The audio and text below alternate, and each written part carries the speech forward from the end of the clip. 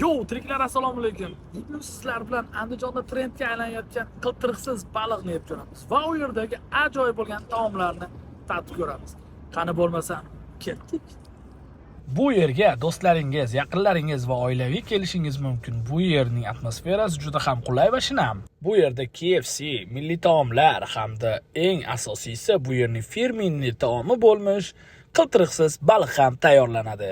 Buni mazasini esa albatta yeb ko'ramiz. Mana ko'rib turganlaridek bu yerning yana bir taomi, firmenniy taomi, qiltiriqsiz balig'i. Bu baliqni juda ham ko'pchilik maqtadi. Endi buni biz esa yeb ko'ramiz.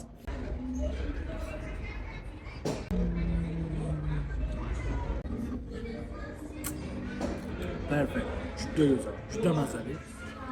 Baliqni yaxshi ko'radigan, lekin qiltiriqlardan qo'rqadigan odamlar uchun bu juda ham foydali ekan, juda ham kerakli. Qiltiriqsiz baliq.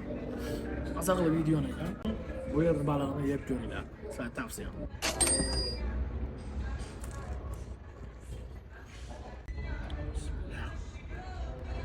KFC ham o'zgacha ta'm. Maza qilib yeyishni, qarsilloq, juda ham shirin, mazali. Bu yerda nafaqat baliq, KFC, balkim o'zbek taomlarini hammasidan tayyor qilib berishadi. Bu yerda hammasi mavjud. Lag'mon, qovurma lag'mon, osh, do'lma, barcha xildagi taomlarni issiq qilib povurlab, yurakdan tayyorlab berishar ekan. Do'lma zakasi, do'lmasini yeb ko'ramiz. Bismillah. Haqiqiy o'zbekona milliy taom bo'lib tayyorlandi. Taomlarga gap bo'lishi mumkin. Taomlar yurakdan qilingan, bilinib turibdi. Yurakdan mehr bilan tayyorlangan taom hamisha shirin bo'ladi. Shunday ekan, kelinglar, o'zingizlar yeb ko'ringlar va fikringizni kommentariyada yozib qoldiringlar. Sizlar bilan yeb ko'ramiz. Bizga esa yoqimli ishtaha. Qanday ekan uka? Zo'r. Yoqdimi? Juda zo'r.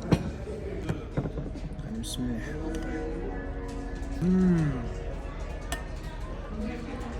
Maqtagandek bor ekan. Bir so'z bilan aytganda, bu yerning taomlarini o'zingiz kelib yeb ko'ring. Aytgancha, bu yerning manzili soydagi metan zapravkaning yon bag'rida joylashgan. Sizlar bilan yeb ko'ramiz.